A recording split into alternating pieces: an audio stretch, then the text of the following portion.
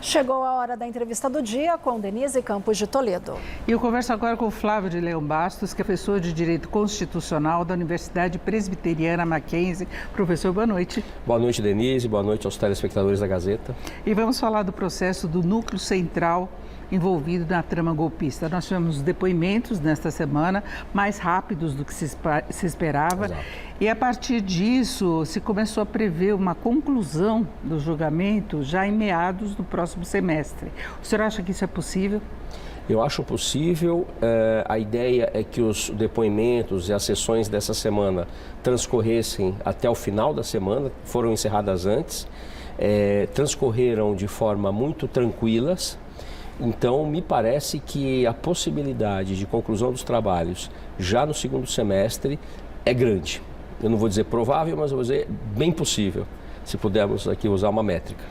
Tem alguns prazos ainda, de curto prazo, alguns procedimentos. A defesa ainda não sabe do ex-presidente Bolsonaro se vai pedir diligências para produzir novas provas. Ele teria 5 dias para isso. Depois são mais 15 dias para as alegações finais. Finalizada a instrução, aí o relator, Alexandre de Moraes, ele faz o resumo do caso, prepara o voto dele e quem marca o julgamento é o ministro Zanin, porque ele está na presidência da primeira turma do STF. Então, seria uma decisão dele. Tem algum prazo para isso ou ele decide quando será? Isso depende muito da pauta. Normalmente, eles verificam a prioridade do caso e como está o andamento dos outros processos. Neste caso, em que se está dando prioridade evidente, bem clara, deverá ser agendada para logo o envio para o pleno, né? Como nós dizemos. É importante dizer que este pedido de novas diligências pode ser apresentado pela defesa e aí dependerá da decisão do relator.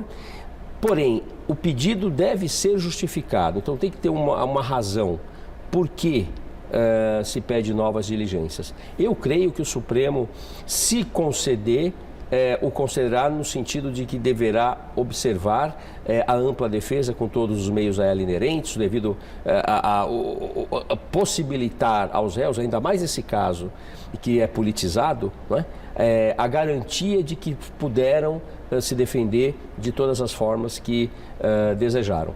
Mas, juridicamente, eu não vejo muitas razões para isso. As provas estão muito claras, documentais, testemunhais. Então, eu estou bem convencido de que até o final do ano teremos a conclusão dos trabalhos. Essa conclusão significa a possibilidade não só de condenação, mas de prisão também dos envolvidos? De condenação e de prisão. É possível E aí é aquela história, né, Denise? O Supremo Tribunal Federal é a corte máxima do país, não há como recorrer, a não ser por recursos de embargos. Não tem recurso ao plenário?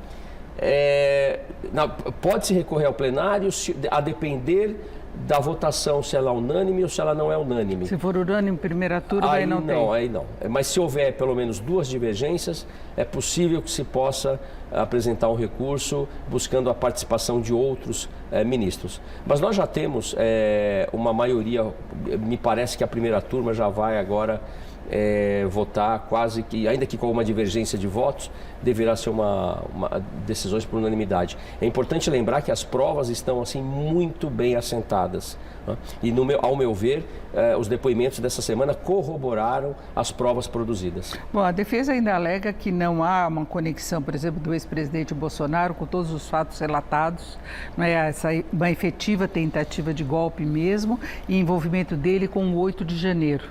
O senhor acha que as provas apresentadas foram contrárias, então, aos réus? A mim parece que sim. Houve momentos, especialmente em que o ex-presidente se viu diante de certa dificuldade, especialmente quando abordada a questão da minuta. Neste momento, o ex-presidente, enquanto depunha, titubeou, chegou a dizer que a minuta foi colocada numa tela durante a reunião. Isto deixa claro que houve, portanto, no Palácio uma discussão sobre como impedir que o novo governo democraticamente eleito pudesse assumir. E mais ainda, o fato de se dizer que conversamos, mas dentro das 4 linhas ou dentro da Constituição, não exime, não afasta uma tentativa de golpe. Porque você pode utilizar de um verniz constitucional para praticar ilegalidades. Isso é histórico, Denise. Me permita trazer aqui... A GLO, por exemplo. GLO, por exemplo, Estado de Defesa e Estado de Sítio, lá do 137, por exemplo, da Constituição. Ora, são medidas constitucionais para situações específicas, calamidades de grande porte, insegurança pública, não para impedir um governo legitimamente eleito de iniciar a sua gestão. Perfeito. Agora, alguns candidatos alinhados ao ex-presidente Bolsonaro, que podem concorrer à presidência no ano que vem, já falaram da possibilidade de um indulto. Nesse caso, haveria algum recurso por parte do STF ou teria de ser acatado esse indulto? O indulto é um instrumento a cargo do chefe do Poder Executivo, do presidente da República. O que é interessante e importante lembrar é que o indulto ele não afasta, por exemplo, os efeitos de uma sentença penal. Então, o ex-presidente Jair Bolsonaro já é inelegível hoje. Os efeitos de uma nova inelegibilidade, eles não são afastados por um indulto novo, um indulto a ser concedido. Então, é importante ter isso em mente, né? Ao meu ver, o Jair Bolsonaro não terá como participar das próximas eleições de forma alguma. Certamente será um cabo eleitoral disputado pelos seus aliados, né? Que já se mostram, de certa maneira, apontando ali na linha de largada para essa disputa. Agora, o STF também está encaminhando o processo com relação à citação de Eduardo Bolsonaro e tem a mais urgente de Carla Zambelli. Houve a apresentação do pedido de extradição dela da Itália, já houve a suspensão do pagamento de salários pela Câmara, mas a Câmara é que vai decidir sobre cassação. Nesse caso, até onde vai o espaço de atuação do STF? O STF já condenou a deputada Carla Zambelli. O fato dela ter saído do país já é considerada uma fuga, todos têm visto isso.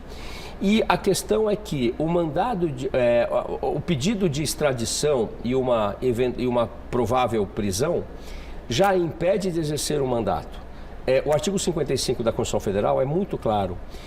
Quando um parlamentar falta até 2/3 das sessões, ele perde o mandato. Mas por enquanto ela está de licença. Assim que voltar, ela será presa para cumprir pena, não se trata mais de um processo em curso e não terá como continuar. Então, me parece que o Supremo Tribunal Federal ele não pode influenciar a decisão da Câmara, sob pena de